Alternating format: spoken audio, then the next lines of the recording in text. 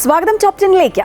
ശബരിമലയിലെ അവതാരങ്ങളെ ഒഴിവാക്കാനുള്ള ദേവസ്വം ബോർഡ് നീക്കവും ഗവർണർ തുടക്കമിട്ട സംസ്ഥാനത്തെ SIR-ഉം സർക്കാർ പ്രഖ്യാപനത്തിൽ തൃപ്തരാകാതെ സമരം തുടരേണ്ടി വരുന്ന ആശമാരും PM ശ്രീയിലെ പിണക്കത്തിന് ശേഷമുള്ള പരാതി പറച്ചിലുമൊക്കെയായി സമഗ്രമായൊരു വാർത്താ ദിനം. വിശദമായി നോക്കാം. ആദ്യം 10 പ്രധാന വാർത്തകളിലേക്ക്.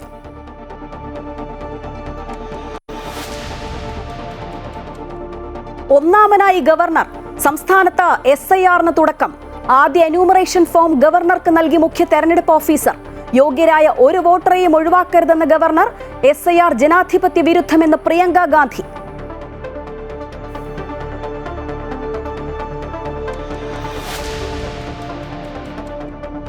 പറഞ്ഞു തീർത്ത് മന്ത്രി. PM ശ്രീ പിന്മാറ്റത്തിന് ശേഷം CPIക്കെതിരെ തുറന്നടിച്ച വിദ്യാഭ്യാസ മന്ത്രി V ശിവൻകുട്ടി.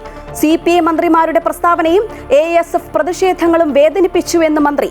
ഖേദം പ്രകടിപ്പിച്ച ASF. CPM നിലപാട് CPIയെ കബളിപ്പിക്കാനെന്ന VD സതീശൻ.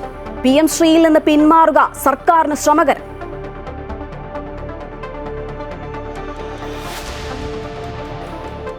പദ്ധതികൾക്കായി പണമെവിടെ? കടുത്ത സാമ്പത്തിക പ്രതിസന്ധിക്കിടെ സംസ്ഥാന സർക്കാരിന്റെ ജനക്ഷേമ പ്രഖ്യാപനങ്ങൾ നടപ്പാക്കാൻ കടമ്പകളേറെ. പദ്ധതികൾക്ക് കണ്ടെത്തേണ്ടത് 10,000 കോടി രൂപ. ജനങ്ങളുടെ കണ്ണിൽ പൊടിയിടാനുള്ള തന്ത്രമെന്ന് കോൺഗ്രസ്. സമരം ഉപേക്ഷിക്കില്ലെന്നും സമരത്തിന്റെ രൂപം മാറുമെന്നും ആശാപ്രവർത്തകർ.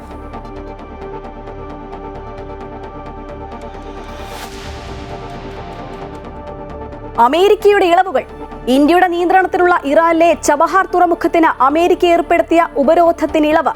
6 മാസം ഉപരോധം നടപ്പാക്കില്ല എന്ന് വിദേശകാര്യ മന്ത്രാലയം. ചൈന അമേരിക്ക വ്യാപാര യുദ്ധത്തിൽ സമവായം. വ്യാപാര കരാർ 1 വർഷം കൂടി നീട്ടി. ചൈനയ്ക്ക് മേലുള്ള തീരുവ 10% കുറയ്ക്കുമെന്ന ഷീ ജിൻപിങ്ങുമായുള്ള കൂടിക്കാഴ്ചയിൽ ഡൊണാൾഡ് ട്രംപ്.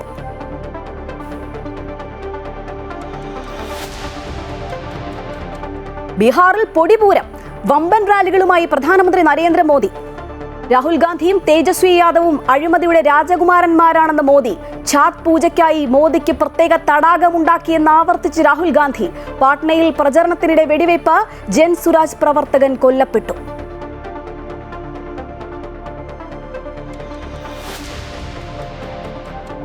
അർഹിച്ച ശിക്ഷ.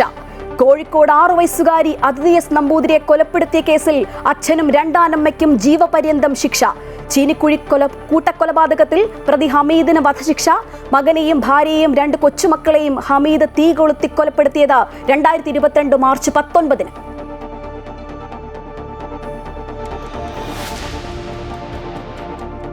ഡിജിറ്റലിന്റെ മറുപുറം. സൈബർ സാമ്പത്തിക കുറ്റകൃത്യങ്ങളിൽ നടപടിയുമായി കേരള പോലീസിന്റെ സൈഹണ്ട. ഒറ്റ ദിവസം രജിസ്റ്റർ ചെയ്തത് 382 കേസുകൾ. 263 പേർ അറസ്റ്റിൽ. 300 കോടിയുടെ ഇടപാടുകൾ കണ്ടെത്തിയെന്ന ADGP S ശ്രീജിത്ത്.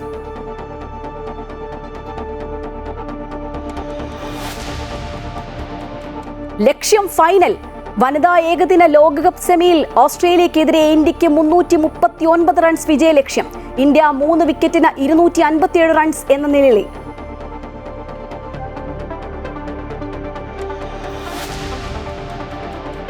മുംബൈയിൽ ഓഡീഷനെത്തിയ 17 കുട്ടികളെ സ്റ്റുഡിയോ ജീവനക്കാരൻ ബന്ദികളാക്കി. സാഹസികമായി രക്ഷിച്ച പോലീസ്. പ്രതിയെ ഏറ്റുമുട്ടലിൽ വധിച്ചു.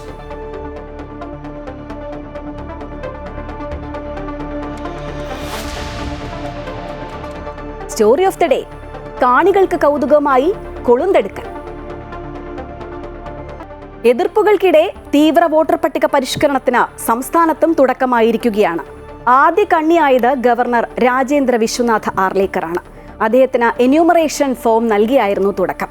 യോഗ്യരായ ഒരാളെയും വോട്ടർ പട്ടികയിൽ നിന്ന് ഒഴിവാക്കരുത് എന്ന് ഗവർണർ പറഞ്ഞു. എന്നാൽ SIR നടപ്പാക്കുന്നതിനെതിരെ സർക്കാർ ബുധനാഴ്ച സർവകക്ഷി യോഗം വിളിച്ചിട്ടുണ്ട്. രാജ്ഭവനിൽ നടന്ന ചടങ്ങിൽ ഗവർണർ രാജേന്ദ്ര വിശ്വനാഥ് ആർലേക്കർക്ക് എന്യൂമറേഷൻ ഫോം നൽകിയാണ് സംസ്ഥാനത്ത് തീവ്ര വോട്ടർ പട്ടിക പരിഷ്കരണ പരിപാടികൾക്ക് ആരംഭമായത്. സംസ്ഥാന മുഖ്യ തെരഞ്ഞെടുപ്പ് ഓഫീസർ രക്തൻ യു ഖേൽക്കർ ആദ്യ എന്യൂമറേഷൻ ഫോം ഗവർണർക്ക് നൽകി. പുതുക്കിയ വോട്ടർ പട്ടികയിൽ യോഗ്യരായ ഒരാളെയും ഒഴിവാക്കില്ലെന്ന് ഉറപ്പാക്കണമെന്ന് ഗവർണർ തെരഞ്ഞെടുപ്പ് ഉദ്യോഗസ്ഥരോട് പറഞ്ഞു. സ്വതന്ത്രവും നിഷ്പക്ഷവുമായ തെരഞ്ഞെടുപ്പിന് സമഗ്രവും തെറ്റില്ലാത്തതുമായ വോട്ടർ പട്ടിക അനിവാര്യമാണ്. വേഗത്തിലുള്ളതും പിശകുകളില്ലാത്തതുമായ പുനരവലോകനത്തിനായി ജനങ്ങൾ സഹകരിക്കണമെന്നും ഗവർണർ അഭ്യർത്ഥിച്ചു. എന്യൂമറേഷൻ ഫോമിന്റെ അച്ചടി പൂർത്തിയാക്കി സംസ്ഥാനത്ത് പൊതുജനങ്ങൾക്കുള്ള തീവ്ര വോട്ടർ പട്ടിക പരിഷ്കരണത്തിന് ചൊവ്വാഴ്ച തുടക്കമാകും. അതേസമയം SIR-നോടുള്ള എതിർപ്പ് കോൺഗ്രസും ഇടതുപക്ഷവും തുടരുകയാണ്. ഇതിന്റെ ഭാഗമായി ബുധനാഴ്ച സർക്കാർ സർവകക്ഷി യോഗം വിളിച്ചിട്ടുണ്ട്. അമൃത ന്യൂസ്, തിരുവനന്തപുരം.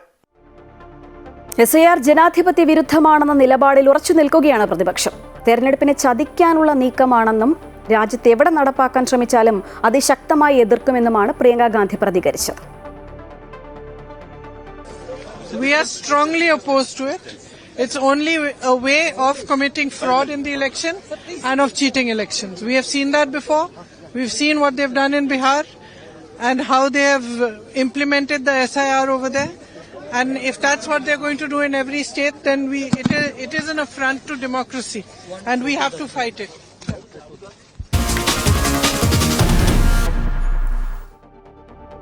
PM ശ്രീയിലെ സമവായത്തിന് പിന്നാലെയുള്ള പരാതികളും മാപ്പ് പറച്ചിലുമൊക്കെ ഇന്ന് കണ്ടു.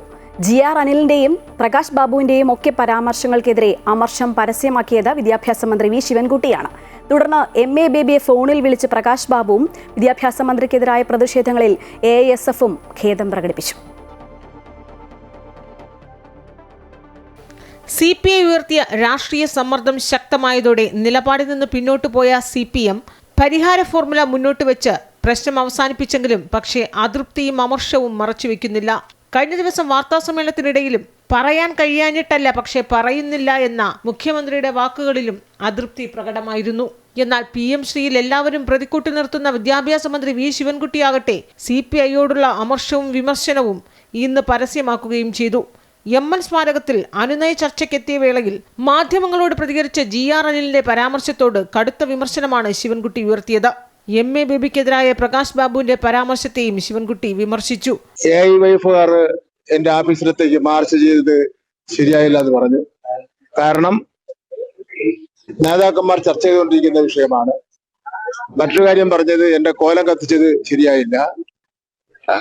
എനിക്ക് ഒരിക്കലും പൊരുത്തപ്പെടാൻ കഴിയാത്ത മുദ്രാവാക്യങ്ങൾ എനിക്കെതിരെ വിളിച്ചു. പിന്നെ ബിനോയ് വിശ്വം സഖാവിനെ കാണാൻ വേണ്ടി ഓഫീസിൽ ചെന്നപ്പോ ബിനോയ് വിശ്വം നന്നായിട്ടാണ് സ്വീകരിച്ചത്, നന്നായിട്ടാണ് പെരുമാറിയത്, നല്ല വർത്താനമാണ് പറഞ്ഞത്. അതേസമയം കഴിഞ്ഞ ദിവസം സമവായത്തിലെത്തിയപ്പോൾ തന്നെ MA ബേബിയെ ഫോണിൽ വിളിച്ച് പ്രകാശ് ബാബു അഭിവാദ്യം പറയുകയും ഒപ്പം അദ്ദേഹത്തിനെതിരെ നടത്തിയ പരാമർശങ്ങളിൽ ഖേദം പ്രകടിപ്പിക്കുകയും ചെയ്തിരുന്നു. അതേസമയം പ്രതിപക്ഷ സംഘടനകളെ പോലെ AIYF നടത്തിയ പ്രതിഷേധങ്ങൾ വേദനിപ്പിച്ചുവെന്ന വിദ്യാഭ്യാസ മന്ത്രിയുടെ തുറന്നു പറച്ചിലിന് പിന്നാലെ ഖേദപ്രകടനവുമായി യുവനേതാക്കൾ രംഗത്ത് വന്നു. നിലപാട് തിരുത്താനാണ് ശ്രമിച്ചതെന്നും ഏതെങ്കിലും രീതിയിൽ വേദനിപ്പിച്ചിട്ടുണ്ടെങ്കിൽ ഖേദം പ്രകടിപ്പിക്കുന്നുവെന്നുമാണ് AIYF സംസ്ഥാന സെക്രട്ടറി TT ജിസ്മോൻ വാർത്താക്കുറിപ്പിലൂടെ വ്യക്തമാക്കിയത്. അമൃത ന്യൂസ്, തിരുവനന്തപുരം. സാമ്പത്തികത്തിനായി തുടങ്ങി മുന്നണിയിലെ ഒന്നിപ്പിനായി PM ശ്രീയിൽ നിന്ന് U-ടേൺ അടിച്ച സർക്കാരിന്റെ പ്രശ്നമെല്ലാം തീർന്നു. സർക്കാർ ഇനി നേരിടാൻ പോകുന്നതാണ് സങ്കീർണമായ പ്രശ്നം. കേന്ദ്രം പഞ്ചാബ് മോഡൽ ഓപ്പറേഷൻ നടത്തുമോ? കണ്ടറിയണം. മന്ത്രിസഭാ ഉപസമിതിക്കാണെങ്കിൽ കേന്ദ്ര പദ്ധതിയിന്മേൽ കൂടുതൽ പുനഃപരിശോധന നടത്താനും പറ്റില്ല. അങ്ങനെയെങ്കിൽ ഇനിയുള്ളത് നിയമ പോരാട്ടമോ? സാമ്പത്തിക ഞെരുക്കത്തിനിടെ വിദ്യാഭ്യാസ മേഖലയിലടക്കം കേരളത്തിന് കിട്ടേണ്ട കോടികളുടെ ഫണ്ടുകൾ പാഴാക്കിയെന്ന ആക്ഷേപത്തിനും സർക്കാർ മറുപടി പറയേണ്ടി വരും. PM ശ്രീ ധാരണാപത്രത്തിലെ വ്യവസ്ഥകൾ പ്രകാരം കരാർ റദ്ദാക്കാനും പിൻവലിക്കാനും അധികാരമുള്ളത് കേന്ദ്ര വിദ്യാഭ്യാസ മന്ത്രാലയത്തിന് മാത്രമാണ്. ദേശീയ വിദ്യാഭ്യാസ നയം പൂർണ്ണമായും നടപ്പാക്കുമെന്നും PM ശ്രീ പദ്ധതിയിൽപ്പെട്ട സ്കൂളുകളുടെ പ്രധാന ലക്ഷ്യം ഇതാണെന്നും MOU പറയുന്നുണ്ട്. ഈ സാഹചര്യത്തിൽ മന്ത്രിസഭാ ഉപസമിതിക്ക് ഏത് രീതിയിലുള്ള പുനഃപരിശോധനയാകും പദ്ധതിയിന്മേൽ നടത്താനാവുക എന്ന ചോദ്യമാണ് ഉയരുന്നത്. എന്തു മാറ്റം വരുത്തിയാലും കേന്ദ്രമാണ് അന്തിമമായ അംഗീകാരം നൽകേണ്ടത്. ഒപ്പിട്ട് കഴിഞ്ഞ പദ്ധതി എത്ര കാലം മരവിപ്പിച്ച് സംസ്ഥാനത്തിന് നീട്ടിക്കൊണ്ടുപോകാനാകും എന്നതും മറ്റൊരു ചോദ്യമാണ്. കേരളത്തിന്റെ ആവശ്യങ്ങൾ ചൂണ്ടിക്കാട്ടി ചീഫ് സെക്രട്ടറി കത്തയക്കുമ്പോൾ കേന്ദ്രത്തിന്റെ തുടർ നീക്കവും ഈ വിഷയത്തിൽ പ്രധാനമാണ്. സർവശിക്ഷാ അഭിയാനിൽ 300 കോടി രൂപ കേരളത്തിന് അനുവദിക്കാനിരിക്കുമ്പോഴാണ് PM ശ്രീയിൽ നിന്ന് പിന്നോട്ടു പോകുന്നത്. ഇതുമായി ബന്ധപ്പെട്ട മറ്റു ഫണ്ടുകളും കേരളത്തിന് ലഭ്യമാകില്ല എന്നതും ഉറപ്പായി കഴിഞ്ഞു. കടുത്ത സാമ്പത്തിക ബാധ്യതയിലൂടെ മുന്നോട്ടു പോകുമ്പോഴാണ് മുന്നണിക്കുള്ളിലെ രാഷ്ട്രീയ നീക്കത്തിന്റെ ഭാഗമായി വിദ്യാഭ്യാസ മേഖലയിലടക്കം കേരളത്തിന് കിട്ടാവുന്ന കേന്ദ്ര ഫണ്ടിന്റെ കാര്യം പ്രതിസന്ധിയിലാകുന്നത്.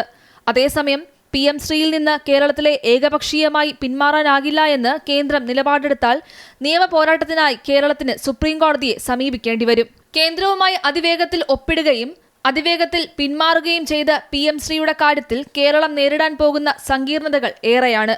News desk, Amrita TV.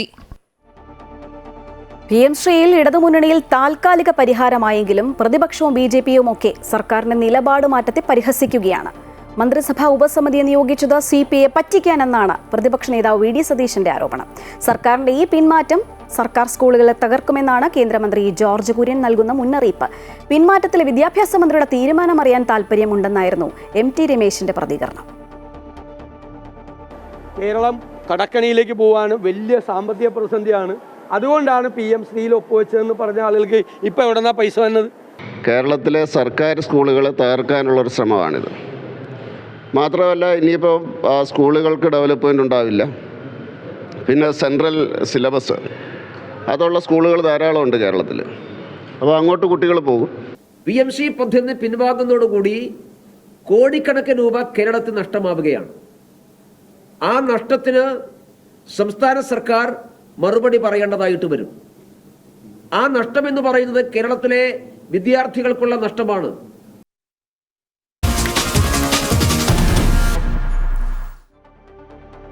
സർക്കാരിന്റെ വാരിക്കോരിയുള്ള ജനക്ഷേമ പ്രഖ്യാപനം സാധാരണക്കാർക്ക് ആശ്വാസമാണ്, സംശയമേയില്ല. പക്ഷേ ഈ പ്രഖ്യാപനം കടുത്ത സാമ്പത്തിക പ്രതിസന്ധി ഉള്ളപ്പോഴാണ് എന്നതും ഓർക്കണം. അതിനാൽ നടപ്പാക്കാൻ കടമ്പകളുമേറെയാണ്. നവംബർ 1 മുതൽ നടപ്പാക്കുന്ന പദ്ധതികൾക്ക് അധികമായി കണ്ടെത്തേണ്ടത് 10,000 കോടി രൂപയും. സർക്കാരിന് തികഞ്ഞ ആത്മവിശ്വാസമുണ്ടെന്ന് ധനമന്ത്രി എത്ര ആവർത്തിച്ചാലും പ്ലാൻ ഫണ്ട് വെട്ടിക്കുറയ്ക്കുന്നത് ഉൾപ്പെടെയുള്ള മാർഗങ്ങൾ തേടേണ്ടി വന്നേക്കാം. വരുമാനത്തിന്റെ ഏറിയ പങ്കും ശമ്പളം, പെൻഷൻ, പരിശീലനത്തിൽ നൽകിക്കൊണ്ടിരിക്കുന്ന സംസ്ഥാന സർക്കാരിന് നിലവിലെ ക്ഷേമ പ്രവർത്തനങ്ങൾ നടത്താൻ പോലും പണമില്ല. സാമൂഹ്യക്ഷേമ പെൻഷൻ ഉൾപ്പെടെ കുടിശ്ശികയാണ്. 1 വർഷത്തോളം പെൻഷൻ കുടിശ്ശികയുള്ള പല ക്ഷേമനിധി ബോർഡുകൾ വേറെ. ജീവനക്കാരുടെയും പെൻഷൻകാരുടെയും DA/DR കുടിശ്ശിക പോലും നൽകാനാകുന്നില്ല. നിലവിലെ സാമൂഹ്യക്ഷേമ പെൻഷനായ 1600 രൂപ നൽകുന്നത് പോലും പെൻഷൻ കമ്പനി രൂപീകരിച്ചാണ്. ഈ പെൻഷൻ കമ്പനിയുടെയും കിഫ്ബിയുടെയും അധിക ബാധ്യതയുടെ പേരിലാണ് കേന്ദ്രം പല വിഹിതവും വെട്ടിക്കുറച്ചിട്ടുള്ളത്. ബജറ്റിന് പുറത്ത് കടമെടുക്കുന്നതിനെ പൊതുകടത്തിൽ ഉൾപ്പെടുത്തിയ കേന്ദ്ര നിലപാടിനെതിരെ നിയമ പോരാട്ടം വരെ നടത്തുകയാണ് കേരളം. GST ഉൾപ്പെടെ ഗ്രാന്റുകൾ വെട്ടിക്കുറച്ചതിൽ കേരളം കടുത്ത ഞെരുക്കത്തിലുമാണ്. ഈ പ്രതിസന്ധികൾ അതിജീവിക്കാൻ ബുദ്ധിമുട്ടുമ്പോഴാണ് വീണ്ടും 10,000 കോടി അധിക ബാധ്യത വരുന്ന പ്രഖ്യാപനങ്ങൾ സർക്കാർ നടത്തിയത്. PM ശ്രീയിൽ നിന്ന് പിന്മാറുന്നതോടെ കേന്ദ്രത്തിൽ നിന്ന് കിട്ടാനുള്ള പല ഫണ്ടും അവതാളത്തിലാകും. ഇതോടെ കൂടുതൽ പ്രതിസന്ധിയിലാകുമ്പോൾ ക്ഷേമ പ്രഖ്യാപനങ്ങൾ നടപ്പാക്കാനായി മറ്റു മാർഗങ്ങൾ സർക്കാരിന് തേടേണ്ടി വരും. പ്ലാൻ ഫണ്ട് വെട്ടിക്കുറയ്ക്കുന്നത് തന്നെയാകും സർക്കാരിന് മുന്നിലെ ഏക വഴി. ഇപ്പോൾ തന്നെ ബജറ്റിൽ പ്രഖ്യാപിച്ച തുകയുടെ 25% പോലും സാമ്പത്തിക ബുദ്ധിമുട്ട് കാരണം നടപ്പാക്കാൻ കഴിഞ്ഞിട്ടില്ല. ഈ സാഹചര്യത്തിൽ തെരഞ്ഞെടുപ്പ് മുന്നിൽ കണ്ടുള്ള പ്രഖ്യാപനങ്ങൾ കൂടുതൽ കടക്കണിയിലേക്കാകും തള്ളിവിടുക എന്ന കാര്യത്തിൽ സംശയമില്ല. അമൃത ന്യൂസ്, തിരുവനന്തപുരം. തെരഞ്ഞെടുപ്പ് മുന്നിൽ കണ്ടാണ് ഇതെല്ലാം എന്ന് ആവർത്തിക്കുകയാണ് പ്രതിപക്ഷം. AICC ജനറൽ സെക്രട്ടറി KC വേണുഗോപാലിന്റെയും പ്രതിപക്ഷ നേതാവിന്റെയും പ്രതികരണങ്ങളിലേക്ക്. ഇത് തെരഞ്ഞെടുപ്പ് മുന്നിൽ കണ്ടുകൊണ്ടുള്ള വർധനയാണ് എന്നും മനസ്സിലാക്കാനുള്ള സാമാന്യ ബുദ്ധി കേരളത്തിലെ ജനങ്ങൾക്കുണ്ട്. ഒരു സംശയവും വേണ്ട.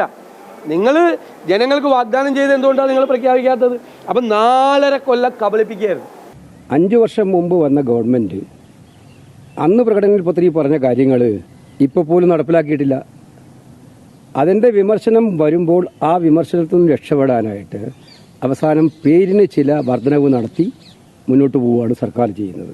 ഇത് കൃത്യമായിട്ട് നമ്മൾ മനസ്സിലാക്കേണ്ടത് ജനങ്ങളെ കണ്ണിൽ പൊടിയിടാനുള്ള തന്ത്രമാണെന്ന് വ്യക്തമാണ്. അത് ജനങ്ങൾക്ക് പൂർണ്ണമായും മനസ്സിലാവും. 1000 രൂപയുടെ ഓണറേറിയം വർധനവിൽ തങ്ങളുടെ ആവശ്യങ്ങളെ ഒതുക്കരുത് എന്നാണ് സർക്കാരിനോട് ആശമാർക്ക് പറയാനുള്ളത്. സമരം തുടരും, പക്ഷെ രൂപം മാറും. കേരളപ്പിറവി ദിനത്തിൽ സമരപ്രതിജ്ഞ റാലി പ്രഖ്യാപിക്കുകയാണവർ. മാത്രമല്ല, തദ്ദേശ തെരഞ്ഞെടുപ്പിൽ തങ്ങളെ കേൾക്കാത്ത LDFനെതിരായ പ്രചരണവുമായി രംഗത്തെത്തുമെന്നും ആശമാർ മുന്നറിയിപ്പ് നൽകുന്നുണ്ട്. ആശാ വർക്കർമാരുടെ ഓണറേറിയം 27,000 രൂപയെ ഉയർത്തുക, വിരമിക്കൽ ആനുകൂല്യം 5 ലക്ഷമാക്കുക തുടങ്ങിയ ആവശ്യങ്ങൾ മേലുള്ള സമരത്തിൽ നിന്നും പിന്നോട്ടില്ലെന്ന് ആശാ ഹെൽത്ത് വർക്കേഴ്സ് അസോസിയേഷൻ വ്യക്തമാക്കി. ആശാ വർക്കർമാരുടെ ഓണറേറിയം 1000 രൂപ വർദ്ധിപ്പിച്ചതിലൂടെ ഓണറേറിയം വർദ്ധിപ്പിക്കാനുള്ള ചുമതല സംസ്ഥാന സർക്കാരിനാണെന്ന് സർക്കാർ തെളിയിച്ചു.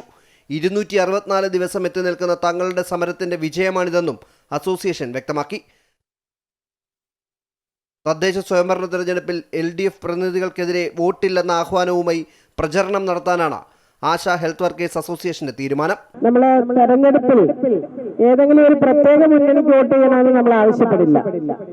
മറിച്ച് ഈ സമരത്തെ, ഈ സമര ഡിമാൻഡിനെ, അതിനെ ഇത്രയും ഇതിനോട് നിഷേധാത്മകമായ നിലപാടെടുത്ത ഈ സർക്കാരിന്റെ പ്രതിനിധികൾക്ക് വോട്ട് കൊടുക്കരുത് എന്ന് നമ്മൾ ആവശ്യപ്പെടും.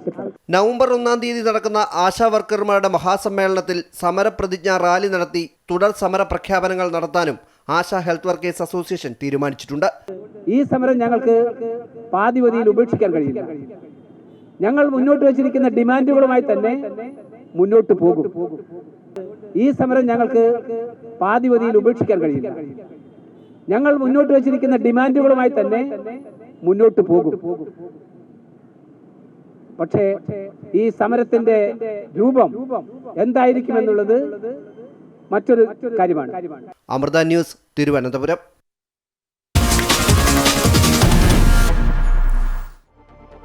ഇന്ത്യയുടെ നിയന്ത്രണത്തിലുള്ള ഇറാനിലെ ചബഹാർ തുറമുഖത്തിന് US ഏർപ്പെടുത്തിയ ഉപരോധങ്ങളിൽ 6 മാസത്തെ ഇളവ് ലഭിച്ചതായി വിദേശകാര്യ മന്ത്രാലയം. വ്യാപാര കരാറിനായി ഇന്ത്യയും US തമ്മിലുള്ള ചർച്ചകൾ തുടരുകയാണെന്നും വിദേശകാര്യ വക്താവ് രൺധീർ ജയ്സ്വാൾ പറഞ്ഞു. ഇറാന്റെ ആണവ പദ്ധതിയെ ചൊല്ലി ഐക്യരാഷ്ട്രസഭ ഏർപ്പെടുത്തിയ വ്യാപക ഉപരോധങ്ങളുടെ ഭാഗമായാണ് കഴിഞ്ഞ മാസം മുതൽ തുറമുഖത്തിന് US ഉപരോധം ഏർപ്പെടുത്തിയത്. പാകിസ്ഥാനെ ആശ്രയിക്കാതെ ഇന്ത്യക്ക് അഫ്ഗാനിസ്ഥാനുമായി വാണിജ്യ ഇടപാട് നടത്താൻ സഹായിക്കുന്ന തുറമുഖമാണ് ചബഹാർ. ചബഹാർ തുറമുഖത്തിന്റെ പ്രവർത്തനങ്ങൾക്കായി 2018 നൽകിയ ഉപരോധ ഇളവായിരുന്നു സെപ്റ്റംബറിൽ US പിൻവലിച്ചത്. ചൈന അമേരിക്ക വ്യാപാര യുദ്ധത്തിൽ സമവായം. നിലപാട് മയപ്പെടുത്തുകയാണ് അമേരിക്ക. താരിഫ് 57% നിന്നും 47%. ചൈനയുമായി വ്യാപാര കരാറിൽ ധാരണയിലെത്തിയെന്നാണ് ഡൊണാൾഡ് ട്രംപ് പറയുന്നത്. ഷീ ജിൻപിങ്ങുമായി നടത്തിയ കൂടിക്കാഴ്ചയെ വൻ വിജയമെന്നാണ് ട്രംപ് വിശേഷിപ്പിച്ചത്. ദക്ഷിണ കൊറിയയിലെ ബുസാനിൽ വെച്ചാണ് അമേരിക്കൻ പ്രസിഡന്റ് ഡൊണാൾഡ് ട്രംപും ചൈനീസ് പ്രസിഡന്റ് ഷീ ജിൻപിങ്ങുമായി കൂടിക്കാഴ്ച നടത്തിയത്. ഫെന്റനൈലുമായി ബന്ധപ്പെട്ട താരിഫ് 20% നിന്നും 10% കുറയ്ക്കുമെന്നും അതുവഴി മൊത്തത്തിലുള്ള താരിഫ് 57% നിന്ന് 47% ട്രംപ് അറിയിച്ചു. അപൂർവ ഭൂമി മൂലകങ്ങൾ സംബന്ധിച്ച വിഷയത്തിലും ഇരുവരും തമ്മിൽ ധാരണയായി. അമേരിക്കക്കാർക്കിടയിൽ മരണനിരക്ക് വർദ്ധിപ്പിച്ച സിന്തറ്റിക് ഒപ്പിയോയിഡ് വേദനാസംഹാരി മരുന്നായ ഫെന്റനൈലിന്റെ ഉൽപ്പാദനം തടയാൻ ചൈന കാര്യക്ഷമമായി പ്രവർത്തിക്കുമെന്ന് ചൈനീസ് പ്രസിഡന്റ് അറിയിച്ചതായും ട്രംപ് പ്രതികരിച്ചു. സാമ്പത്തിക വ്യാപാര വിഷയങ്ങളിൽ അമേരിക്കയുമായി ചൈന ഏകകണ്ഠമായ തീരുമാനത്തിൽ എത്തിച്ചേർന്നതായി ചൈനീസ് പ്രസിഡന്റ് ഷീ ജിൻപിങ്ങും അറിയിച്ചു. ബുസാനിൽ അടച്ചിട്ട മുറിയിൽ 2 മണിക്കൂറാണ് ഇരു നേതാക്കളും തമ്മിൽ ചർച്ച നടത്തിയത്. ചർച്ചകൾക്ക് മുന്നോടിയായി തന്നെ അമേരിക്കയിൽ നിന്ന് സോയാബീൻ വീണ്ടും വാങ്ങുന്നതിന് ചൈന നടപടികൾ സ്വീകരിച്ചിരുന്നു. ഉടൻ ചൈന സന്ദർശിക്കുമെന്നും ട്രംപ് വ്യക്തമാക്കി. അടുത്ത വർഷം ഏപ്രിലിൽ ചൈന സന്ദർശനം ഉണ്ടായേക്കുമെന്നാണ് സൂചന. കൂടിക്കാഴ്ചയ്ക്ക് പിന്നാലെ ട്രംപ് ഏഷ്യ സന്ദർശനം പൂർത്തിയാക്കി അമേരിക്കയിലേക്ക് മടങ്ങി. News desk, Amrita TV.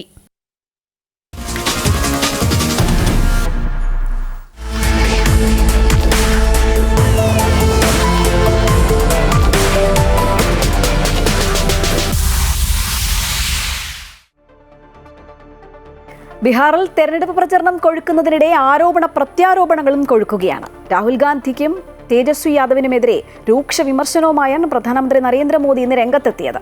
ഇരുവരും അഴിമതിയുടെ രാജകുമാരന്മാരാണെന്നും ജനങ്ങളെ വാഗ്ദാനങ്ങൾ നൽകി പറ്റിക്കുകയാണെന്നും മോദി പറഞ്ഞു. മുസാഫർപൂരിലെ തെരഞ്ഞെടുപ്പ് റാലിയിൽ ഇന്ത്യാ സഖ്യത്തെ കടന്നാക്രമിച്ചായിരുന്നു മോദിയുടെ പ്രസംഗം. കോൺഗ്രസ് നേതാവ് രാഹുൽ ഗാന്ധിക്കും RJD നേതാവ് തേജസ്വി യാദവിനെതിരെയും രൂക്ഷമായ വിമർശനമാണ് മോദി ഉന്നയിച്ചത്.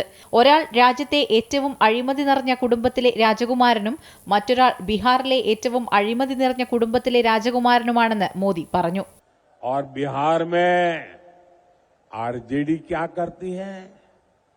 इतना सारा हो रहा है, RJD को सांप सूंघ जाता है. और इस बार तो इस चुनाव में इन लोगों ने सारी हदें पार कर दी है. രാഹുലും തേജസ്വിയും തന്നെ നിരന്തരം അധിക്ഷേപിക്കുകയാണെന്നും ഈ തെരഞ്ഞെടുപ്പിൽ തനിക്കെതിരെയുള്ള അധിക്ഷേപങ്ങളല്ല യഥാർത്ഥ വാർത്തയെന്നും RJDയിലും കോൺഗ്രസിലും നടക്കുന്ന ചേരിപ്പോരാണ് വാർത്തയെന്നും അദ്ദേഹം പറഞ്ഞു.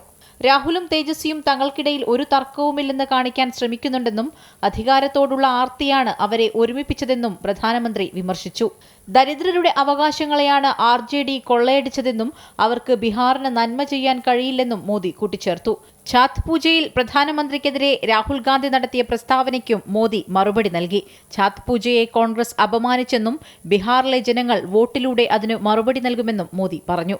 हर उस व्यक्ति का अपमान है जो छठी मैया में श्रद्धा रखता है और मैं जानता हूं छठ पूजा के इस अपमान को बिहार चुनाव नहीं आने वाले सैकड़ों साल तक भूलने वाला नहीं है.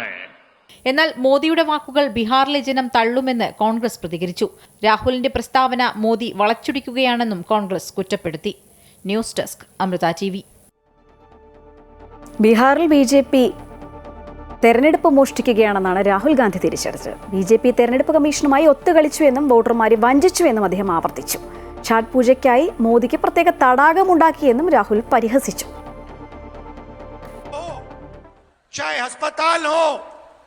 चाहे यूनिवर्सिटीज कॉलेजेस हो, ये इस संविधान की देन है. इसके बिना ये कुछ नहीं होता. इसके बिना ये हो ही नहीं सकता था. और ये अब अंबेडकर जी के संविधान को खत्म करने में लगे हैं और बिहार की जनता को साफ कह देना चाहिए कि इस संविधान को हम नहीं छूने देंगे.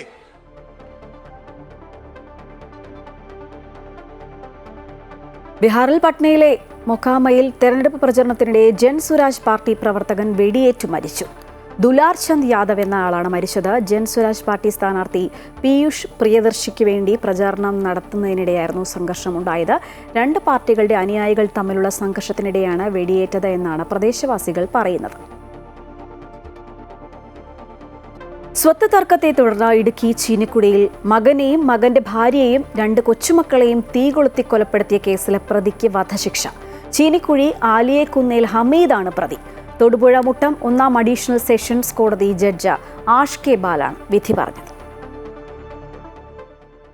2022 മാർച്ച് 19 ശനിയാഴ്ച പുലർച്ചെ 12:30 ആലിയക്കുന്നിൽ ഹമീദ് അരുംകൊല നടത്തിയത്. മകൻ മുഹമ്മദ് ഫൈസൽ, മകന്റെ ഭാര്യ ഷീബ, പെൺമക്കളായ മെഹ്റിൻ, അസ്ന എന്നിവരെ ജനൽ വഴി കിടപ്പുമുറിയിലേക്ക് പെട്രോൾ നിറച്ച കുപ്പിയെറിഞ്ഞ് തീ കൊളുത്തി കൊലപ്പെടുത്തുകയായിരുന്നു. അർദ്ധരാത്രി ഫൈസലും ഭാര്യയും മക്കളും ഉറങ്ങിയെന്ന് ഉറപ്പാക്കിയ ശേഷം കിടപ്പുമുറിയുടെ വാതിൽ പുറത്തുനിന്ന് പൂട്ടി 2 പെട്രോൾ കുപ്പികൾ തീ കൊളുത്തി ഇയാൾ ജനൽ വഴി അകത്തേക്കെറിഞ്ഞു.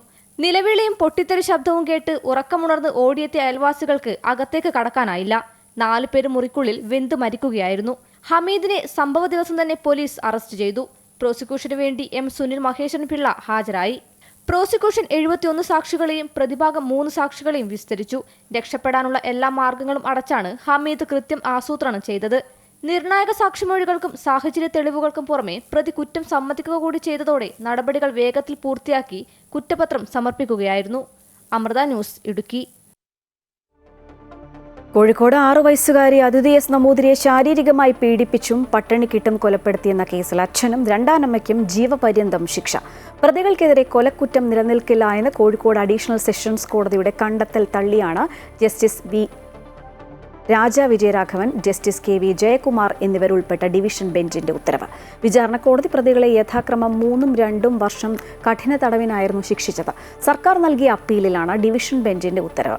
കുട്ടിയുടെ അച്ഛൻ സുബ്രഹ്മണ്യൻ നമ്പൂതിരിയാണ് 1-ാം പ്രതി. രണ്ടാനമ്മ ദേവിക അന്തർജനം എന്ന റംല ബീഗമാണ് 2-ാം പ്രതി. 2013 ഏപ്രിൽ 29 അതിഥി മരിച്ചത്. പെൺകുട്ടിയുടെ 10 വയസ്സുകാരനായ സഹോദരന്റെ സാക്ഷിമൊഴി ഉൾപ്പെടെ പരിഗണിക്കുമ്പോൾ കൊലപാതക കുറ്റത്തിന് മതിയായ തെളിവുണ്ടായെന്ന് ഹൈക്കോടതി വിലയിരുത്തി.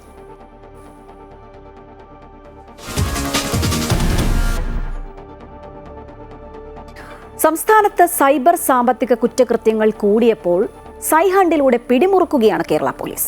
ഒറ്റ ദിവസം കൊണ്ട് രജിസ്റ്റർ ചെയ്തത് 382 കേസുകൾ. അറസ്റ്റ് ചെയ്തത് 263 പേരെ. കണ്ടെത്തിയതാകട്ടെ 300 കോടിയുടെ ഇടപാടുകൾ. കേരള പോലീസിന്റെ എല്ലാ വിഭാഗവും ഓപ്പറേഷനിൽ പങ്കെടുത്തു എന്നാണ് ADGP S. ശ്രീജിത്ത് പറയുന്നത്.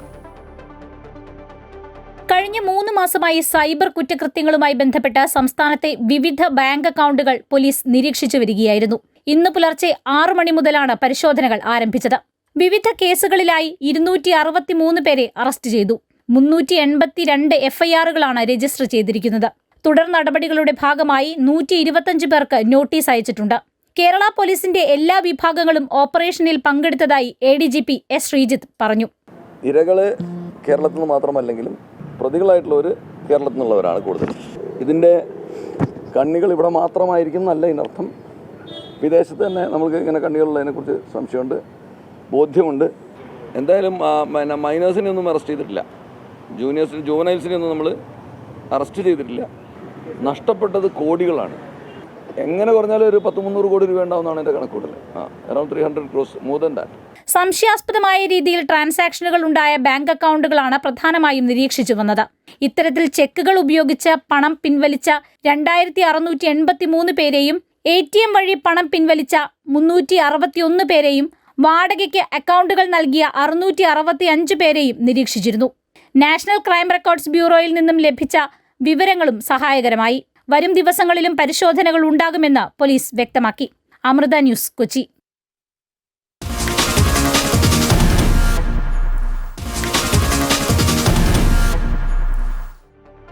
വനിതാ ഏകദിന ലോകകപ്പ് സെമിയിൽ ഓസ്ട്രേലിയക്കെതിരെ ഇന്ത്യയ്ക്ക് 339 റൺസ് വിജയലക്ഷ്യം. ലിച്ച്ഫീൽഡിന്റെ സെഞ്ചുറിയുടെ കരുത്തിലാണ് ഓസീസ് 338 റൺസ് എടുത്തത്.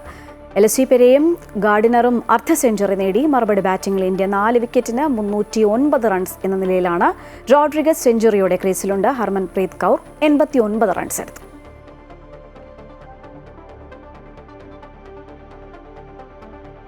സൂപ്പർ കപ്പിലെ ആദ്യ മത്സരത്തിൽ രാജസ്ഥാൻ യുണൈറ്റഡിനെ തോൽപ്പിച്ച് കേരള ബ്ലാസ്റ്റേഴ്സ്. ഏകപക്ഷീയമായ 1 ഗോളിനാണ് ബ്ലാസ്റ്റേഴ്സ് വിജയം നേടിയത്.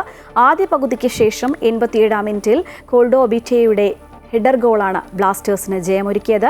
ഗ്രൂപ്പ് ഡിയിലിറങ്ങിയ ബ്ലാസ്റ്റേഴ്സ് നിർണായകമായ 3 പോയിന്റുകൾ സ്വന്തമാക്കി.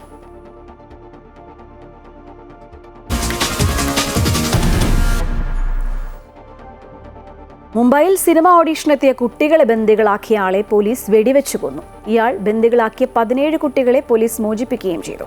മുംബൈയിലെ പൊവായിലുള്ള RA സ്റ്റുഡിയോ ജീവനക്കാരനായ രോഹിത് ആര്യ എന്നയാളാണ് കൊല്ലപ്പെട്ടത്.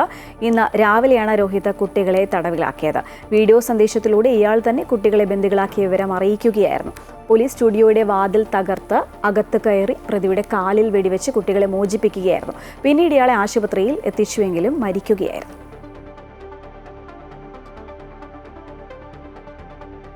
ശബരിമല സ്വർണ്ണക്കൊള്ള കേസിൽ കസ്റ്റഡി കാലാവധി അവസാനിച്ച ഉണ്ണികൃഷ്ണൻ പോറ്റിയെ റിമാൻഡ് ചെയ്തു. കട്ടിളപ്പാളികളുടെ സ്വർണം കവർന്ന കേസിൽ അറസ്റ്റ് അടുത്ത ദിവസം രേഖപ്പെടുത്തും. അതേസമയം മുരാരി ബാബുവിനെ കോടതിയിൽ ഹാജരാക്കി കസ്റ്റഡിയിൽ വിട്ടേക്കും. കേസിൽ കൂടുതൽ പേർക്കെതിരെ നടപടിക്കൊരുങ്ങുകയാണ് പ്രത്യേക അന്വേഷണ സംഘം എന്നാണ് സൂചന. ശബരിമല സ്വർണ്ണക്കള്ളക്കേസിൽ 14 ദിവസത്തെ കസ്റ്റഡി കാലാവധി അവസാനിച്ചതോടെയാണ് ഒന്നാം പ്രതി ഉണ്ണികൃഷ്ണൻ പോറ്റിയെ റാന്നി ജുഡീഷ്യൽ 1ാം ക്ലാസ് മജിസ്ട്രേറ്റ് കോടതിയിൽ ഹാജരാക്കി റിമാൻഡ് ചെയ്തത്. ഇയാളെ തിരുവനന്തപുരം സ്പെഷ്യൽ സബ് ജയിലിലേക്ക് മാറ്റി. അപസ്മാര ബാധിതനാണെന്നും ജയിലിൽ പോകാൻ ബുദ്ധിമുട്ടുണ്ടെന്നും അറിയിച്ചെങ്കിലും വൈദ്യസഹായം ലഭ്യമാക്കാമെന്ന് പ്രോസിക്യൂഷൻ അറിയിച്ചതോടെ കോടതി ഉണ്ണികൃഷ്ണൻ പോറ്റിയുടെ അപേക്ഷ തള്ളി. ബെല്ലാരിയിൽ നിന്നും കണ്ടെടുത്ത സ്വർണ്ണപ്പാളികളും കോടതിയിൽ ഹാജരാക്കിയിട്ടുണ്ട്. ശ്രീകോവിലിലെ കട്ടളപ്പാളികളുടെ സ്വർണം തട്ടിയെടുത്ത കേസിൽ ഉണ്ണികൃഷ്ണൻ പോറ്റിയുടെ അറസ്റ്റ് അടുത്ത ദിവസം രേഖപ്പെടുത്താനാണ് SITയുടെ തീരുമാനം. അറസ്റ്റിനായുള്ള അപേക്ഷയും കോടതിയിൽ സമർപ്പിച്ചിട്ടുണ്ട്. 2 കേസുകളിലും അറസ്റ്റ് രേഖപ്പെടുത്തിയ മുരാരി ബാബുവിനെ നാളെ കോടതിയിൽ ഹാജരാക്കി കസ്റ്റഡിയിൽ വാങ്ങിയേക്കും. മുരാരി ബാബുവിനെ ചോദ്യം ചെയ്യുന്നതോടെ ദേവസ്വം ബോർഡിലെ കൂടുതൽ പേർക്കെതിരെ നടപടിയുണ്ടാകുമെന്നാണ് സൂചന. അന്വേഷണ സംഘത്തിന് രേഖകൾ നൽകാത്ത ദേവസ്വം ബോർഡ് ഉദ്യോഗസ്ഥർക്കെതിരെ നിയമ നടപടി സ്വീകരിക്കുമെന്ന് SIT സംഘം മുന്നറിയിപ്പ് നൽകിയിട്ടുണ്ട്. വിജയ് മല്യ സ്വർണം നൽകിയതിലെ കൂടുതൽ വിവരങ്ങൾ കൈമാറണമെന്നാണ് അന്വേഷണ സംഘത്തിന്റെ ആവശ്യം. എന്നാൽ എല്ലാ രേഖകളും കൈമാറാൻ ദേവസ്വം ബോർഡ് തയ്യാറാണെന്ന് മന്ത്രി VN വാസവനും പ്രതികരിച്ചു. അമൃത ന്യൂസ്, തിരുവനന്തപുരം. ശബരിമലയിൽ സഹായികളായി എത്തുന്ന അവതാരങ്ങളെ ഒഴിവാക്കാൻ ദേവസ്വം ബോർഡ്. മേൽശാന്തിക്ക് സഹായികളെ നൽകാൻ ബോർഡ് ആലോചിക്കുകയാണെന്ന് പ്രസിഡന്റ് PS പ്രശാന്ത് പറഞ്ഞു. ദേവസ്വം ബോർഡിന് കീഴിലുള്ള ക്ഷേത്രങ്ങളിലെ മേൽശാന്തിമാരെ ഇതിനായി തെരഞ്ഞെടുക്കും. നിലവിലെ പ്രശ്നങ്ങൾക്ക് വഴിവെച്ചത് ചില അവതാരങ്ങളാണെന്നും അദ്ദേഹം പറഞ്ഞു. 98-ലെ ചില രേഖകൾ ഉണ്ട്. അതെല്ലാം കിട്ടുന്ന മുറയ്ക്ക് ഞങ്ങൾ കൊടുത്തുകൊണ്ടിരിക്കുകയാണ്. പരമാവധി അത് ലഭ്യമാക്കി കൊടുക്കുവാനുള്ള ഒരു ടീമിനെ തന്നെ ഞങ്ങളിപ്പോൾ കോൺസ്റ്റിറ്റ്യൂട്ട് ചെയ്തിട്ടുണ്ട്. അതനുസരിച്ച് കണ്ടെത്തിക്കൊണ്ടിരിക്കുന്നു, കൊടുത്തുകൊണ്ടിരിക്കുന്നു. സംഘർഷത്തെ തുടർന്ന് പ്രവർത്തനം നിർത്തിയ താമരശ്ശേരിയിലെ ഫ്രഷ് കട്ട് അറവ് മാലിന്യ സംസ്കരണ പ്ലാന്റിന് കർശന ഉപാധികളോടെ പ്രവർത്തനം പുനരാരംഭിക്കാൻ അനുമതി. കോഴിക്കോട് ജില്ലാ കളക്ടർ സ്നേഹിൽ കുമാർ സിംഗിന്റെ അധ്യക്ഷതയിൽ ചേർന്ന district level facilitation and monitoring കമ്മിറ്റിയുടേതാണ് തീരുമാനം. എന്നാൽ സമരം തുടരാനാണ് പ്രദേശവാസികളുടെ തീരുമാനം. താമരശ്ശേരിയിലെ ഫ്രഷ് കട്ടിന് കർശന ഉപാധികളോടെയാണ് ജില്ലാ ഭരണകൂടം പ്രവർത്തനാനുമതി നൽകിയത്. പ്ലാന്റിലെ പ്രതിദിന മാലിന്യ സംസ്കരണം 25 ടണ്ണിൽ നിന്നും 20 ടണ്ണായി കുറയ്ക്കും. ദുർഗന്ധം കുറയ്ക്കുന്നതിനായി വൈകുന്നേരം 6 മണി മുതൽ രാത്രി 12 മണി വരെ പ്ലാന്റിന്റെ പ്രവർത്തനം നിർത്തിവെക്കും. പഴകിയ അറവ് മാലിന്യങ്ങൾ പ്ലാന്റിലേക്ക് കൊണ്ടുവരുന്നത് പൂർണ്ണമായി നിർത്തിവെക്കുകയും പുതിയ മാലിന്യങ്ങൾ മാത്രം സംസ്കരിക്കുകയും ചെയ്യണം. പ്ലാന്റിലേക്ക് മാലിന്യം കൊണ്ടുവരുന്ന വാഹനങ്ങളുടെ കൃത്യമായ വിവരങ്ങൾ അധികൃതർക്ക് കൈമാറാനും നിർദ്ദേശം നൽകിയിട്ടുണ്ട്. മലിനജല സംസ്കരണ പ്ലാന്റായ ETPയുടെ പ്രവർത്തനങ്ങൾ ശരിയായ രീതിയിൽ നടക്കുന്നുവെന്ന് ഉറപ്പുവരുത്തണം. ഇതിനായി ETPയിലെ വെള്ളം ആഴ്ചയിലൊരിക്കൽ NITയിൽ പരിശോധന നടത്തും. ദുർഗന്ധം പരമാവധി കുറയ്ക്കുന്നതിന് ഇതുമായി ബന്ധപ്പെട്ട് തിരുവനന്തപുരത്തെ council of scientific and industrial റിസർച്ചിന്റെ സഹായത്തോടെ പഠനം നടത്തുകയും അതിനനുസൃതമായ നടപടികൾ കൈക്കൊള്ളുകയും ചെയ്യണം. മലിനീകരണ നിയന്ത്രണ ബോർഡ്, ശുചിത്വ മിഷൻ പ്രതിനിധികൾ എന്നിവരെല്ലാം പ്ലാന്റിന്റെ പ്രവർത്തനങ്ങൾ കർശനമായി നിരീക്ഷിക്കും. നിബന്ധനകൾ പാലിക്കുന്നതിൽ വീഴ്ച വരുത്തിയാൽ ശക്തമായ നടപടികൾ സ്വീകരിക്കുമെന്നും ജില്ലാ കലക്ടർ മുന്നറിയിപ്പ് നൽകിയിട്ടുണ്ട്. ഫ്രഷ് കട്ടിനെതിരെ ജനകീയ പ്രതിഷേധം ശക്തമായതിനെ തുടർന്നാണ് ജില്ലാ ഭരണകൂടം കർശന ഉപാധികൾ മുന്നോട്ട് വെച്ചത്. അമൃത ന്യൂസ്, കോഴിക്കോട്. 8 മാസങ്ങൾക്ക് ശേഷം നടൻ മമ്മൂട്ടി കേരളത്തിലേക്ക് തിരിച്ചെത്തി. UK-യിലെ ഷൂട്ടിങ്ങിന് ശേഷം കഴിഞ്ഞ ആഴ്ചയാണ് അദ്ദേഹം ചെന്നൈയിൽ എത്തിയത്. മന്ത്രി P. രാജീവ്, അൻവർ സാദത്ത് MLA എന്നിവർ കൊച്ചി വിമാനത്താവളത്തിലെത്തി മമ്മൂട്ടിയെ സ്വീകരിച്ചു. മമ്മൂട്ടിയുടെ ആരാധകരുടെ ഒരു പട തന്നെ വിമാനത്താവളത്തിലുണ്ടായിരുന്നു. സ്വന്തമായി ഡ്രൈവ് ചെയ്താണ് അദ്ദേഹം വീട്ടിലേക്ക് പോയത്. കഴിഞ്ഞ മാർച്ചിലാണ് മമ്മൂട്ടി ചികിത്സയുടെ ഭാഗമായി ചെന്നൈയിലേക്ക് പോയത്. ചികിത്സ പൂർത്തിയാക്കിയ പാട്രിയോട്ട് സിനിമയുടെ ചിത്രീകരണത്തിനായി ഹൈദരാബാദിലേക്കും അവിടെ നിന്നും ലണ്ടനിലേക്കും പോയിരുന്നു. ഇതേ സിനിമയുടെ ബാക്കി ഭാഗങ്ങളുടെ ചിത്രീകരണം കൊച്ചിയിലും തുടരും.